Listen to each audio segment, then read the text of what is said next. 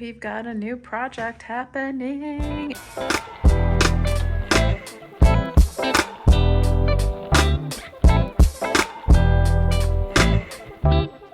And it's inside, which I'm really excited about. And based on what you're seeing right now, it is our dining room, which also acts as kind of like a laundry room, storage, kind of all over the place. And it's just become this like drop center zone for everything right now, in part because we lack so much storage. Also, this is a natural path for us to go when we go to the kitchen or just when we're hanging out at the dining room table. It's become like a dumping ground for our mail and whatnot. So I want to do some things to help clean it up, make it more organized. And this week I'm starting off with this eyesore right here for me. I really hate that we have a washer dryer in our dining room. It was not us that put it there, and I'm hoping to someday be able to relocate it to a different part of the house. But for now, I have to deal with it being here. So what I'm gonna do this week is actually work on building a cabinet around it. But the very first thing I need to do is actually bring that closer to the wall. So you see, we have about a foot and a half gap between the wall and the units. I also want to clean up right here. The people who put this in previously just cut a hole in the wall. They didn't put any drywall back in place or anything like that. So I want to get that cleaned up as much as I can. Let's see if I can get in here so that I can connect the hose up top there properly, because it's also just sitting in the hole in the wall that vents out right here. So I just want to clean that up. There's also a ton of hosing that I think we can shorten up, just so that we can get everything nice and tight up against the wall. So once I get that done, I'm gonna build a cabinet. I'm also gonna put a little tiny cabinet to hide those two bins. We just keep towels for the dogs and rags and stuff for outdoor activities. So yeah, follow along. It's gonna be a long project. We're gonna break this up into a series because there's so many different components that are happening. We're gonna start here with this eyesore, and then we're gonna work our way around and end with this dining table here being swapped out to something I hopefully am able to build. All right, so I've got the washer and dryer up on some wheels. Now we can see better what is going on behind here. My biggest thing that I want to do is obviously cover up this hole with drywall, but if you look here, you can see that the drywall hose is going straight to that vent back there. So if I pull this out, that's the outside. And I just discovered that it's just held on with like a strip of metal right here. So I'm gonna go ahead and put drywall around here, and then I'm gonna put in a cover so that this sits better in that. Let's start working on this. All right, so I'm gonna put some insulation in here.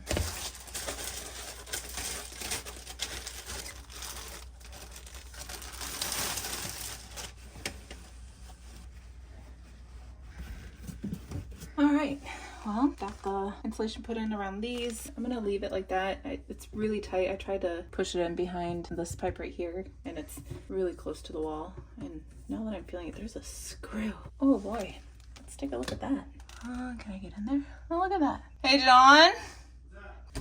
All right, so off camera, we investigated this, and looks like they managed to avoid hitting the screw. It's right here. It hasn't broken through. There's no crack here or anything. Just to be on the safe side, I'm taking some caulk it's actually for plumbing and bathrooms and stuff for wet areas. I'm just gonna put it around as somewhat of a sealant just to be on the safe side. We checked for water damage. We don't see any water damage, so we're pretty sure this is okay. But yeah, if you do any household projects involving having to screw things in from the exterior, be aware that you might hit your plumbing there. All right, let us move on. All right, so what I was actually coming back here to do is to do a more in-depth measurement of this, because as you can see right here, it comes down further. I debated just cutting this whole part off, but I think I'm gonna leave this because it's gonna be easier to adhere new drywall here. So I'm gonna measure the width here and the height as if it were all the way down here. And then I'll just cut in to account for this part here. I do need to unplug the dryer once it comes to install so that I can cut out for this part right here. And it does look like it's set far enough out so that way I can still plug it in and everything once we get the drywall in place.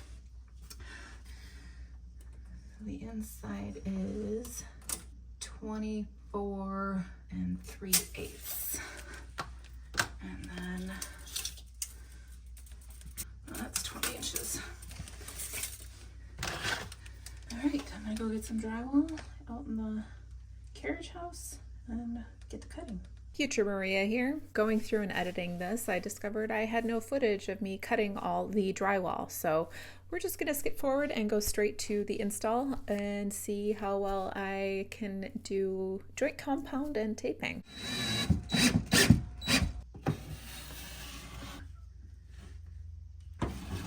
You recording here? Mm-hmm. Look at it.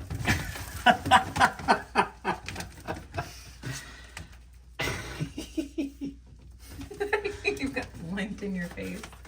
How was this hung up It was for? resting on this.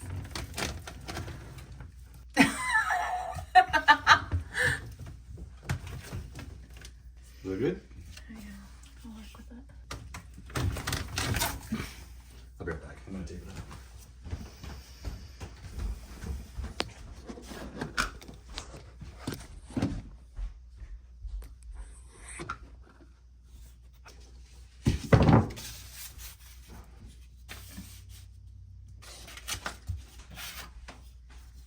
Alright, I'll quickly show an update here. As you can see, I got the drywall in place. I've done one round of kind of the joint compound going right there. I still need to sand it. And now you can see I've connected the exterior wall for the dryer hose there and can now move forward with connecting to the dryer and hopefully get that up and running because somebody has some laundry to do tonight. But I'm gonna cut away part of this chair rail just to make sure I can get it snug up there. I'm gonna do the same over here, although this whole strip is gonna come down, and then hopefully we'll have everything connected. It's been a little difficult filming just because the space is so tight.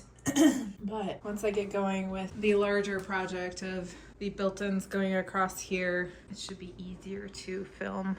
But yeah, so gonna get to this work over here and then we'll talk future work going down this way and the cabinet build around this washer dryer unit.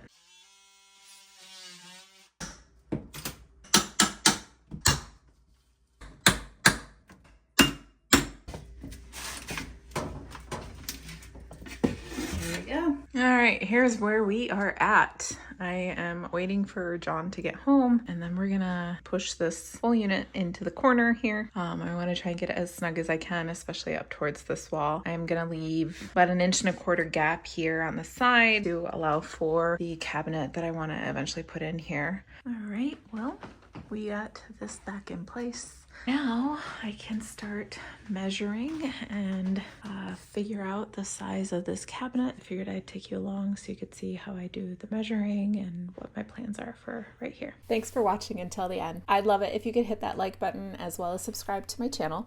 Next week we're going to start the cabinet build, so make sure you hit the bell notification so you get notified when that video is live.